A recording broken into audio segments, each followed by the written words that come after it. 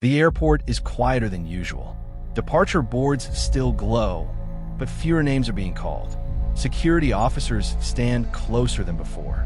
Thermal scanners watch every face. Some passengers whisper, others scroll the news. A word is spreading again. Virus. But this time, it's not COVID. It's something older, something deadlier, something scientists have feared for years. Nipah. Now before we continue, do you know that if you subscribe to our YouTube channel, you'll be notified on true crime stories in the USA that will blow your mind? Subscribe to the crime train now. There is a return of global fear. Nipah virus. Just when the world thought it had learned the hardest lessons about pandemics, a new alert begins to circle the globe. Health authorities in parts of Asia report clusters of a rare disease. Hospitals begin isolating patients. Airports increase screening. Governments aren't using the word pandemic, but they're using another word, containment, because this virus isn't new. It has appeared before, and every time it does, the world pays attention. Its name, Nipah virus.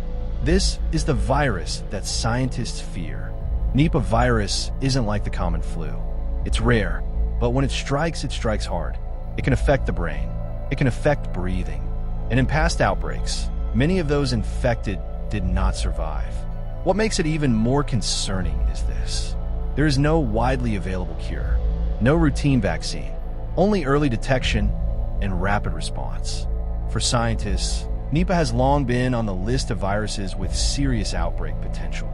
Not because it spreads easily like a cold, but because when it does spread, the consequences can be severe. Where does it hide? The story of Nipah does not begin in cities. It begins in the trees. High above farms and villages, fruit bats, sometimes called flying foxes, feed at night. These bats are natural hosts of the virus. They don't usually look sick, but the virus can live quietly within them.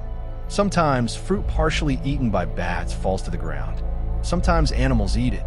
Sometimes humans come into contact without knowing. And that's how a silent virus crosses the line from wildlife to people. How do outbreaks begin? Outbreaks don't start with alarms. They start with one patient, a fever that doesn't go away, a headache, fatigue, symptoms that look like many other illnesses. Doctors treat what they see, but then another case appears, and another. Soon, something doesn't add up. Tests are run, samples are analyzed, and then a word enters the hospital corridors. Nipah. What can this virus do? For some people, illness stays mild, but for others, the virus can move deeper into the body. It can affect the brain, causing confusion and severe neurological problems. It can affect the lungs, making breathing difficult. This is why doctors act fast. Isolation, monitoring, protective equipment, because Nipah doesn't just move from animals to humans. In certain conditions, it can also pass between people, especially through close contact. And that changes everything. Should airports be on high alert? In today's world, distance means less than ever before. A person can cross continents in hours. So when health authorities detect a serious outbreak risk, airports become the front line. Thermal scanners check for fever. Health forms are reviewed. Travel histories are examined. Flights may not stop immediately, but surveillance increases. Because the goal is simple. Detect early.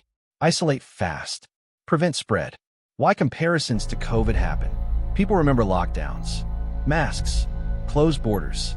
So when they hear about another virus, fear rises quickly. But Nipah is different. It does not spread as easily through casual contact. Outbreaks have often been contained through strong public health measures. Still, experts stay cautious, because even a virus that spreads slowly can be dangerous if not controlled early. The scientists race. Behind the scenes, laboratories work around the clock. Samples are studied. Genetic sequences are mapped. Researchers test antiviral drugs. Vaccine development continues. This is the unseen battle. Not loud, not dramatic, but critical, because every outbreak teaches scientists more about how to stop the next one faster. How can communities protect themselves? Prevention doesn't always start in hospitals. It starts in daily life. Washing fruits carefully, avoiding food contaminated by animals, staying away from sick livestock, Using protective equipment in healthcare settings. Small actions can block a virus's path. Public awareness becomes as important as medicine. Now, the human side. Behind every statistic is a person. A family waiting outside a hospital. Doctors working long hours. Communities adjusting to health precautions. Outbreaks test more than healthcare systems. They test trust, cooperation, and how well information spreads. Clear communication saves lives. Rumors do not. Why the world watches closely. Global health agencies monitor Nipah closely for one reason: preparedness. The world learned from past pandemics that early action matters. So when screening increases at airports, when hospitals activate protocols, it is not panic. It is planning. Is there hope, Indiana science? The story is not only about risk, it is also about progress. Medical response systems are stronger than decades ago. Disease tracking is faster.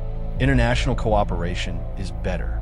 Every outbreak response builds knowledge that protects future generations. The airport screens still glow. Passengers move forward, one by one.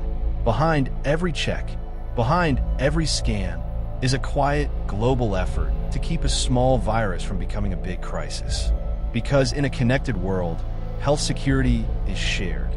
And sometimes, the greatest victories are the outbreaks that never happen.